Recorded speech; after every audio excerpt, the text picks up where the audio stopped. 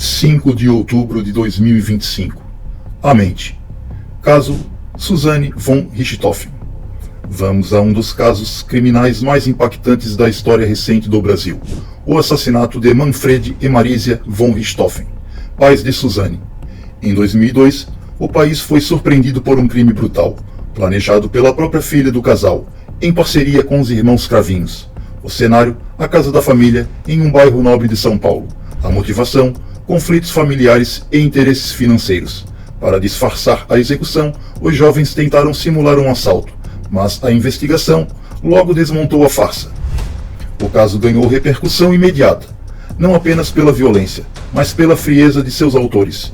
Entre os profissionais que estiveram na linha de frente dessa apuração estava o perito criminal Ricardo Salada, com mais de 3 décadas de experiência em homicídios e atuação no Departamento de Homicídios e Proteção à Pessoa. Ele relembra os bastidores daquela madrugada que entraria para a história policial do país. Era por volta das 6h30 da manhã quando a equipe de perícia foi acionada. Estavam em Parelheiros, um bairro afastado do centro da capital, finalizando outro trabalho. Faltava pouco para o fim do plantão, quando receberam a chamada: duplo homicídio interno. Informações escassas, mas suficientes para colocar todos em movimento. Ao chegar ao endereço na rua Zacarias de Góes, já eram 7h30 da manhã. A imprensa, curiosamente, estava lá antes mesmo da perícia. O portão alto impedia a visão da casa, mas a movimentação já revelava a gravidade da situação. Para o perito, aquilo soava típico de um latrocínio, um roubo seguido de morte. Mas a cena revelaria algo muito mais complexo. A dinâmica de chamadas em ocorrências como essa era clara. Primeiro, a polícia militar atendia. Constatando o óbito, acionava o distrito da área. Cabia então ao delegado avaliar se tratava de suicídio, homicídio de autoria conhecida ou crime a esclarecer. Sendo este último, o departamento entrava em ação. Foi exatamente o que ocorreu naquela manhã. O vazamento de informações para a imprensa, ainda antes da chegada dos peritos, levantou suspeitas. Poderia ter partido de policiais que atenderam primeiro, de funcionários do distrito ou até mesmo de vizinhos que notaram a movimentação. O fato é que, quando a equipe de perícia chegou, os jornalistas já aguardavam com câmeras prontas. Ricardo Salada integrou a equipe multidisciplinar que entrou na residência. Ali, ainda se sabia apenas que havia um casal morto. O trabalho começava com a observação minuciosa, avaliar o ambiente, procurar sinais de luta, desordem ou qualquer pista. Em tempos de câmeras analógicas, cada registro fotográfico tinha peso. Foram cerca de 150 imagens produzidas. Um número considerado alto para a época, mas que hoje, em tempos digitais, equivaleria a milhares de cliques. Cada detalhe precisava ser anotado, pois um erro na revelação poderia significar a perda irreparável de uma prova. O perito recorda como a paciência e o cuidado eram indispensáveis naquele processo, em que cada fragmento de evidência podia reconstruir a linha do tempo de uma noite que marcaria o Brasil para sempre. Assim começava a investigação do caso Richthofen. Não apenas um crime, mas um enigma que revelou como ganância, manipulação e frieza podiam se combinar para transformar uma família em manchete nacional. Quando os peritos entraram na casa dos Richthofen, a primeira impressão foi de estranheza. O imóvel parecia impecável, quase como um apartamento decorado para venda. Nada fora do lugar, nenhuma bagunça aparente. Salas organizadas, móveis em perfeita ordem e apenas um cômodo destoava, o escritório, levemente revirado.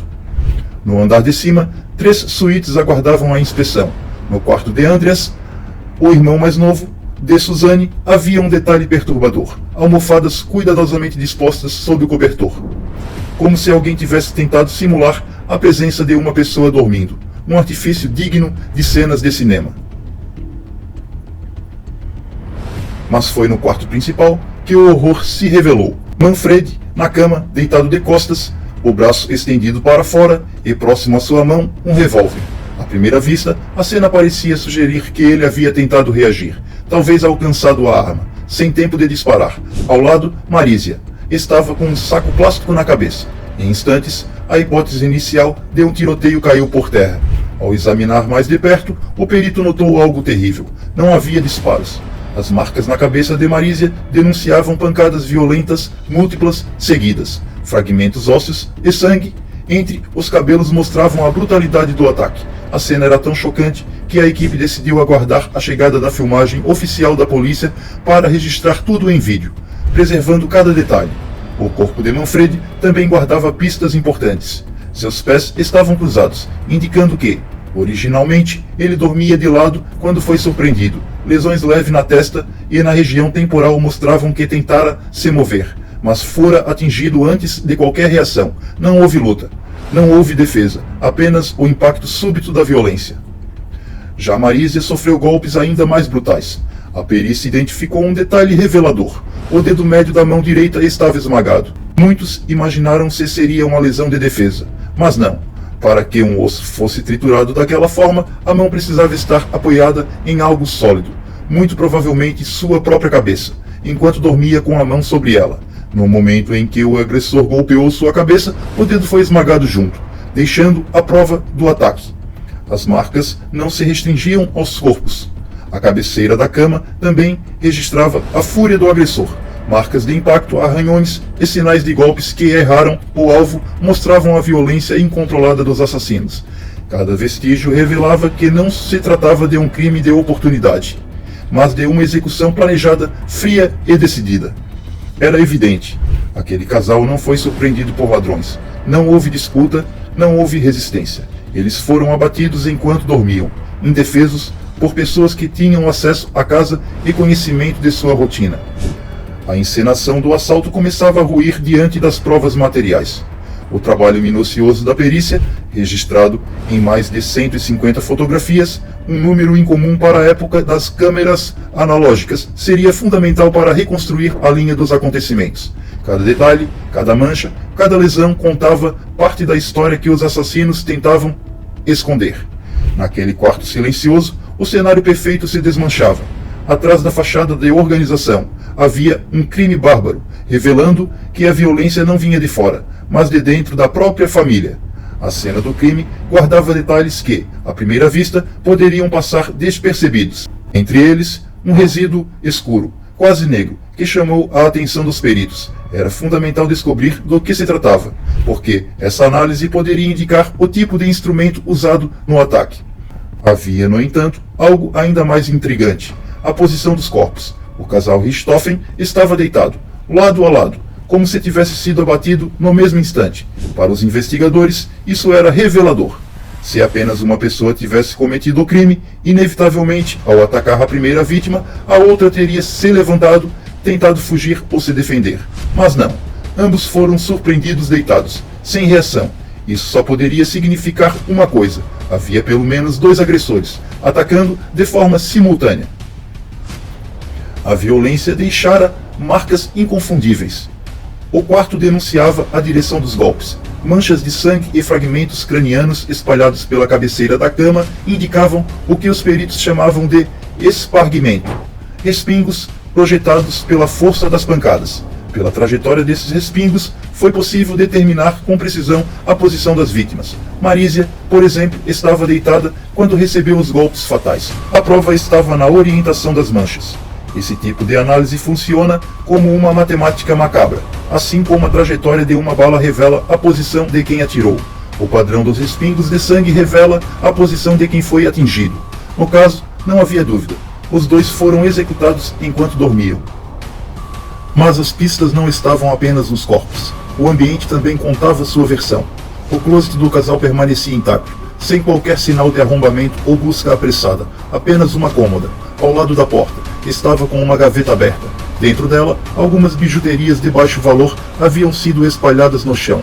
Porém, a desordem parecia artificial, quase infantil, como se alguém tivesse tentado encenar um roubo, sem saber exatamente como deveria parecer. Era uma bagunça calculada, uma bagunça organizada, como definiram os peritos.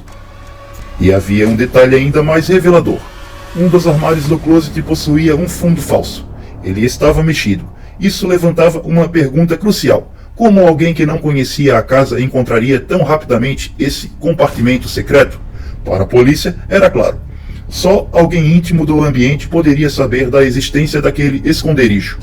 Essa constatação mudou o rumo da investigação. Não se tratava de criminosos aleatórios, nem de assaltantes em busca de joias. Tudo apontava para alguém de dentro da casa. Restavam poucas opções: Suzane, seu irmão Andrés, ou, em último caso, algum funcionário muito próximo da família. A análise do instrumento usado também ajudava a descartar hipóteses. O crime havia sido cometido com um objeto contundente, talvez um bastão, um pedaço de madeira, um cano metálico. Mas havia algo estranho nisso. Qual ladrão entraria numa casa de classe média alta carregando um bastão para matar? Mais estranho ainda seria deixar para trás uma arma de fogo, algo extremamente valioso no submundo do crime. Não fazia sentido. Tudo aquilo reforçava a mesma conclusão. Não era latrocínio, não era assalto, era uma simulação mal feita. Uma encenação amadora de um crime perfeito. Um teatro mal escrito, desmontado peça por peça pelas provas deixadas no quarto do casal Richthofen. No início, parecia quase ingênuo. Os assassinos acreditavam que estavam arquitetando o crime perfeito. Nenhum deles tinha experiência em delitos. E de repente, decidiram planejar uma execução como se fosse um projeto bem calculado, convencidos de que nada seria descoberto. Mas a tentativa de encenação logo revelou contradições. Durante a reprodução simulada, disseram ter usado luvas de procedimento para evitar impressões digitais. Suzane, inclusive, confessou ter usado essas luvas. A contradição era evidente. Qual o sentido de evitar impressões digitais dentro da própria casa onde ela vivia? Para a perícia, o raciocínio era inverso. A ausência de digitais seria, sim, o elemento mais suspeito. Daniel também afirmou ter usado luvas, e Christian, que só estivera na casa algumas vezes, mal deixara marcas reconhecíveis. Mas o fato de todos se preocuparem tanto com impressões digitais revelava mais do que escondia. Mostrava que havia pesquisa, tentativa de encenação, um esforço amador para reproduzir o crime perfeito. Até aqui, os indícios confirmavam. Havia pelo menos 2 agressores e eram pessoas íntimas da casa. Mas faltava a peça que conectasse Suzane diretamente à cena. Foi então que surgiu o detalhe decisivo. O delegado ligou para os peritos pedindo uma verificação no escritório. Suzane havia comentado que o pai guardava ali uma pasta com dinheiro em diferentes moedas, dólares, euros, reais. Segundo ela, cerca de 5 a 7 mil em cada para emergências. Ao checar, os peritos encontraram a pasta. À primeira vista, parecia intacta, mas, ao pressionar suas laterais, o couro se abriu. Havia um corte preciso e o conteúdo havia sido retirado. Um detalhe, porém, chamava mais atenção. A parte cortada estava virada para o chão, ou seja, era impossível notar o dano sem manipular o objeto. E aqui estava a contradição fatal. Suzane dizia que, ao chegar em casa, apenas viu o escritório bagunçado e saiu imediatamente com o irmão, sem tocar em nada. Mesmo assim, em seu depoimento, descreveu a pasta como cortada. Como poderia saber disso sem ter mexido no objeto? Esse detalhe, específico demais, a colocava definitivamente na cena do crime. Para os investigadores, foi o ponto de virada. A partir desse momento, Suzane deixou de ser apenas uma testemunha e passou a ser parte essencial da trama. O trabalho dos peritos havia sido exaustivo. Foram horas dentro da residência, analisando cada detalhe, da disposição dos corpos aos sinais de encenação. Quando a equipe se preparava para encerrar os trabalhos, já exausta, após 9 horas de plantão, outro perito foi chamado para verificar a parte externa.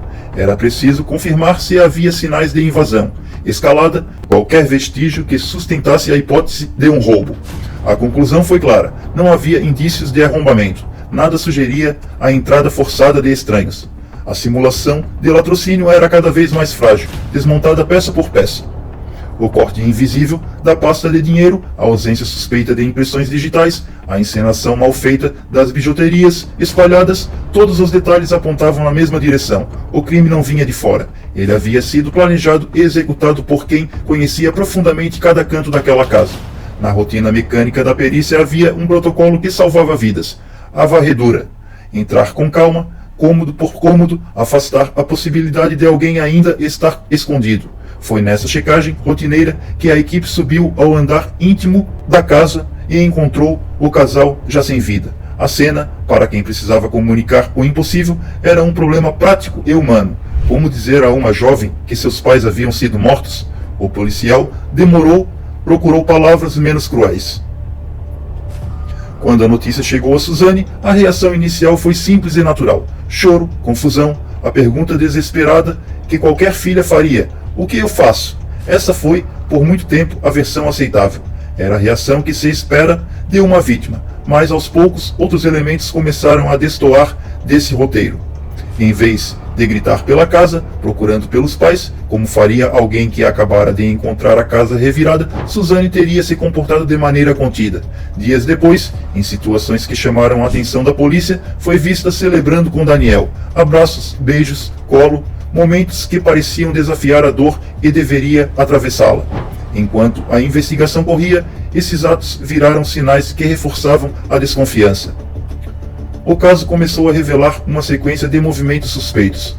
No dia seguinte do crime, Christian foi à revenda de motos do bairro acompanhado de um amigo e pagou uma motocicleta em espécie, em dólares. Procedimento estranho, pois a compra em moeda estrangeira, em cash e com documentos em nome de um terceiro, acendeu alertas. O dono da loja, desconfiado, telefonou ao distrito. Forneceu o nome que lhe fora passado. Em questão de horas, esse nome se somou aos outros indícios que a polícia já juntava. Para os peritos, as provas materiais também indicavam que havia sido obra de pelo menos 2 autores íntimos do lar, não de um ladrão comum. A simulação de assalto era primária, e o fundo falso mexido no closet só fazia sentido para quem conhecia a casa. Assim, poucas hipóteses restaram. Alguém da casa, alguém próximo, ou um cúmplice usado para lavar as transações. A delegada doutora Cíntia, visivelmente convencida pela confluência das evidências, pressionou a investigação. Ainda havia quem duvidasse, mas os fatos se empilhavam rápido. Em menos de uma semana, os protagonistas foram chamados ao departamento para prestar esclarecimentos. O processo mudou de tom. De vítima a investigada, Suzane passou a ser interpelada. Interrogatórios são ciência e pressão.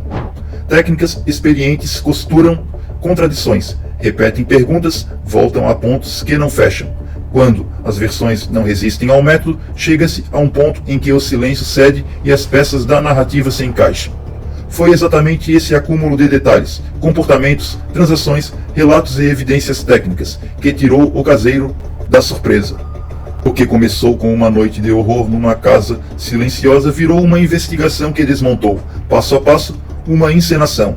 E ao final, a pergunta que ficou na memória pública foi simples e nua. Quem, entre aqueles que viviam ali, decidiu que o preço de uma liberdade seria a morte dos próprios pais? Mentiras têm uma estrutura frágil. São como árvores improvisadas. Começa-se pelo tronco, a história principal, e, a cada detalhe inventado, surgem galhos que precisam ser sustentados. Um galho leva a outro, que leva a outro, até que a árvore cresce demais para ser lembrada.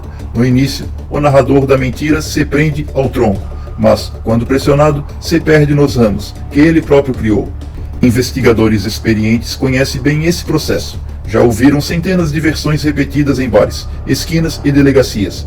O dono do bar que diz ter se abaixado para pegar uma cerveja no momento do tiro, o cliente que garante estar no banheiro, histórias que soam inéditas para quem as conta, mas que os policiais já escutaram centenas de vezes.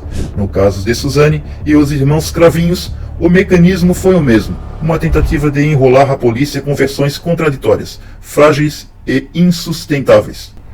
Na primeira tomada de depoimento, ainda não havia materialidade suficiente para confrontá-los com dureza. Suzane era, teoricamente, vítima, a filha que perdera os pais, mas, mesmo nesse estágio, os detalhes já não fechavam. Um dizia que o casal, após o motel, fora direto para a cama. Outro mencionava o banheiro, o banho, pequenos desencontros que, sozinhos, pareciam irrelevantes, mas que, para os investigadores, eram a prova de que não havia preparação para sustentar cada mínimo detalhe da encenação. Eram muitas as incoerências. A arma no chão mal posicionada, a ausência de arrombamento, a pasta de emergência cortada e vazia, o dinheiro em dólar e euro desaparecido, e no dia seguinte, Christian aparecendo em uma loja próxima pagando uma moto de alta cilindrada em espécie, em moeda estrangeira. Nada se encaixava na narrativa de um latrocínio.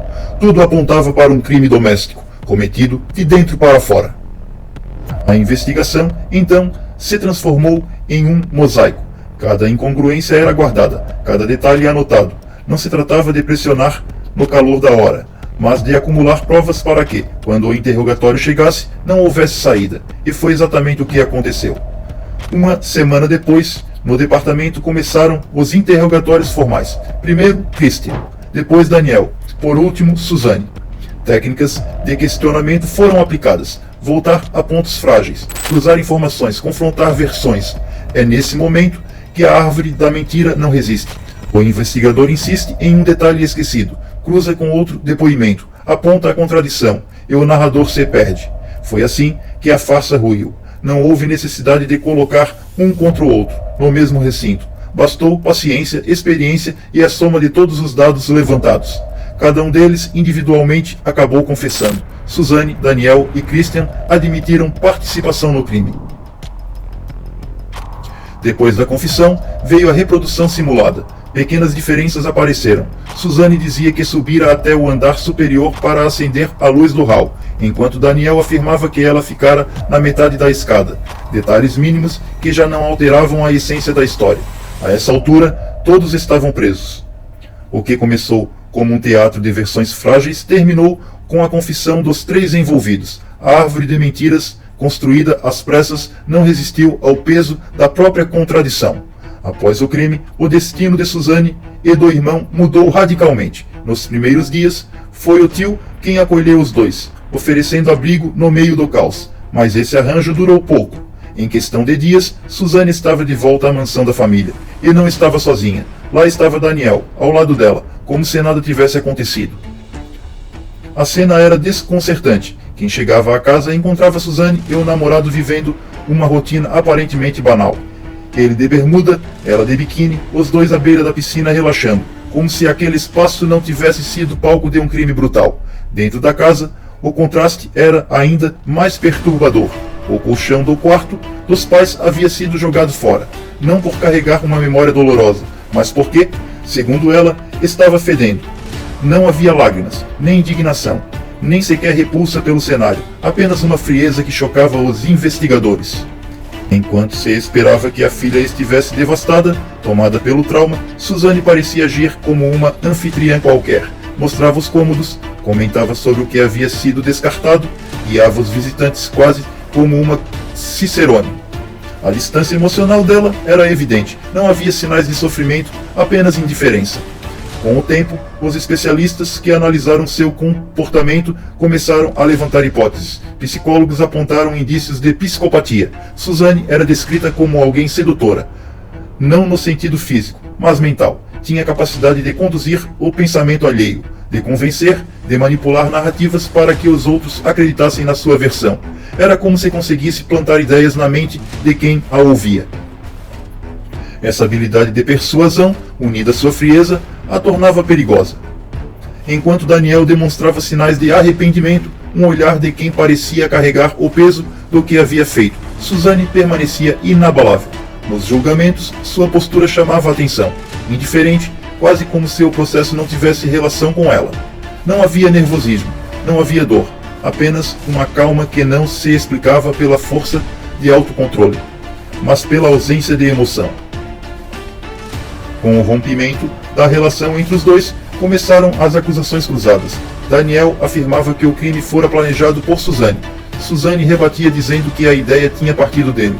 No Brasil, a lei permite que o réu minta em tribunal, e essa brecha foi explorada até o limite. Advogados orientaram versões, ajustaram discursos, até mesmo incentivaram a performance das emoções. Chorar, em determinados momentos, poderia ajudar a sensibilizar o júri. Mais tarde, quando os filmes inspirados no caso foram lançados, cada um deles mostrava um recorte diferente. Em uma versão, Suzane aparecia como vítima de abusos, em outra, como a jovem que arquitetou a morte dos próprios pais. Essa narrativa de suposto abuso foi vista por muitos como uma estratégia de defesa, construída para gerar repulsa contra a figura paterna e tentar justificar o injustificável. O processo revelou uma mulher enigmática, que se encaixava no perfil de indivíduos capazes de manipular, encantar e ao mesmo tempo destruir. Inteligência acima da média, charme social e ausência de empatia, características que psicólogos reconhecem como marcas clássicas de traços psicopatas. Enquanto Daniel deixou escapar remorsos, Suzane se mostrou fria, calculista e indiferente. O caso, mais do que um crime, expôs ao público uma personalidade que parecia desafiar os parâmetros normais de sensibilidade humana. Nas versões apresentadas ao longo do processo, até mesmo a figura da mãe foi transformada em personagem contraditória. Em alguns relatos, ela aparecia como uma mulher distante, indiferente aos filhos. Em outros, surgia como uma mãe superprotetora, emotiva, quase excessiva no cuidado. Para quem acompanhava de perto, nenhuma dessas imagens correspondia à realidade. Ela não era nem o extremo da frieza, nem o da supermaternidade. Era apenas uma mãe comum. Essa mudança de narrativa levantava dúvidas. Seria fruto da mente de Suzane ou uma estratégia construída pelos advogados? Um episódio marcante ocorreu durante a reprodução simulada. Andreas, o irmão mais novo, estava presente. Ao ver Daniel, o homem que já havia confessado o assassinato de seu pai, correu em sua direção para abraçá-lo. Um gesto impensável para muitos, mas que revelava a complexa carência afetiva do garoto. Para Andreas, Daniel representava liberdade, diversão, companhia. Era o modelo de irmão mais velho que ele não encontrava em casa. Daniel deixava frequentar lan houses, andar de moto, coisas que o pai não permitia. Esse laço afetivo era tão forte que, mesmo sabendo da verdade, Andreas ainda via nele uma figura positiva. Mas o crime planejado para dar a Suzane acesso ao patrimônio da família acabou não resultando no esperado. Por lei, quem mata os pais pode ser declarado indigno e perder o direito à herança. Porém, esse processo precisa ser movido dentro de um prazo específico. Sabendo disso, Suzane agiu rápido. Registrou um documento formal em que abria mão da herança, evitando a declaração de indignidade. Passados 5 anos, quando o prazo já havia expirado, tentou anular esse documento para recuperar o direito de herdar. O juiz, no entanto, não aceitou a manobra. O resultado: todo o patrimônio ficou nas mãos de Andreas. O que poderia ter sido uma chance de recomeço se transformou em mais uma tragédia silenciosa. Andreas, descrito como um jovem inteligente e promissor, chegou a cursar farmácia e se especializar em química, mas, aos poucos, afastou-se da vida social. Hoje vive isolado em uma chácara, sem energia elétrica, cercado por imóveis abandonados, acumulando dívidas de condomínio e IPTU. Relatos dão conta de que está completamente recluso, perdido em sua própria realidade. De todas as vítimas desse caso, Andreas talvez seja a mais esquecida. Órfão de pai e mãe, sem a presença da irmã mais velha, que teoricamente seria seu amparo, acabou entregue à solidão, sem apoio psicológico, sem estrutura familiar, mergulhou em um abandono profundo. Especialistas apontam que ele precisaria de acompanhamento profissional, terapia, talvez até internação em clínica, para resgatar algum vínculo com a realidade. Mas, por ser adulto e não oferecer risco à sociedade, só poderia ser internado com seu próprio consentimento. E esse é o maior obstáculo. Dificilmente essa iniciativa partiria dele. O resultado é um retrato de abandono, um jovem que perdeu tudo: família, estabilidade, esperança, e que permanece esquecido à margem da história, enquanto o caso Suzane ganhou livros, filmes e debates intermináveis. Andreas foi desaparecendo aos poucos, até se tornar um fantasma vivo do crime que destruiu sua família. Após a prisão, a vida de Suzane passou por transformações que pareciam desafiar a lógica de qualquer observador. Inicialmente, ela foi encarcerada em um presídio feminino em São Paulo. Rapidamente, através de artimanhas envolvendo um promotor de justiça, conseguiu transferência para Tremembé, um presídio de maior influência, onde exercia poder sobre outras detentas. Em meio a esse ambiente, manipulava relações, disputava atenção e estabelecia vínculos que a beneficiavam, sempre mostrando sua habilidade em controlar pessoas ao seu redor. Na progressão do cumprimento de pena, Suzane teve direito ao regime semiaberto, mas mesmo nesse estágio, continuava a utilizar sua capacidade de sedução e manipulação. Para cumprir as exigências legais de apresentar um endereço fixo, ela criava vínculos com familiares de outras presas, garantindo assim um local de referência sem depender do irmão ou da família direta. O comportamento de Suzane revelava um padrão constante: usar pessoas como ferramentas para atingir seus objetivos, mesmo dentro do sistema penitenciário. Em liberdade condicional, a realidade se tornava ainda mais surpreendente. Apesar de regras claras, trabalhar, residir em determinado local, cumprir horários, ela encontrou brechas. Criou uma lojinha de artesanato, mas colocou outra pessoa para gerenciá-la. Mudou-se para Bragança Paulista, conheceu e se casou com um médico, ignorando completamente as restrições do regime semiaberto. Esse cenário evidencia a fragilidade da aplicação de leis, onde muitas vezes a intenção da norma existe, mas sua execução é falha. Financeiramente, Suzane nunca obteve benefícios da herança familiar. A legislação brasileira prevê que, em casos de homicídio de ascendentes, o culpado pode ser declarado indigno de perder direitos hereditários. Ela tentou, inclusive, contestar documentos que a excluíam da herança, mas o sistema judicial manteve a decisão original. Assim, todo o patrimônio passou para Andreas, o irmão mais novo, que se tornou, na prática, a principal vítima viva desse caso. Andreas vive isolado, recluso em uma chácara, longe de qualquer rede de apoio, sem contato social e sem acompanhamento psicológico. Ele enfrenta diariamente os efeitos de uma infância marcada por perdas traumáticas e por uma irmã manipuladora. O rapaz, antes promissor, agora se encontra preso em uma realidade de abandono e solidão, sem perspectiva de recuperação imediata. Enquanto Suzane leva uma vida aparentemente normal, casada e com filhos, Andreas permanece à margem, carregando as consequências do crime que destruiu sua família. Este contraste entre os caminhos percorridos pelos dois irmãos evidencia não apenas a complexidade da justiça e da legislação, mas também o impacto emocional devastador que crimes familiares podem gerar. A história deixa claro quem, de fato, continua sofrendo não são apenas os pais já mortos, mas o sobrevivente que luta sozinho contra o peso do passado, uma vítima silenciosa, esquecida, mas ainda viva.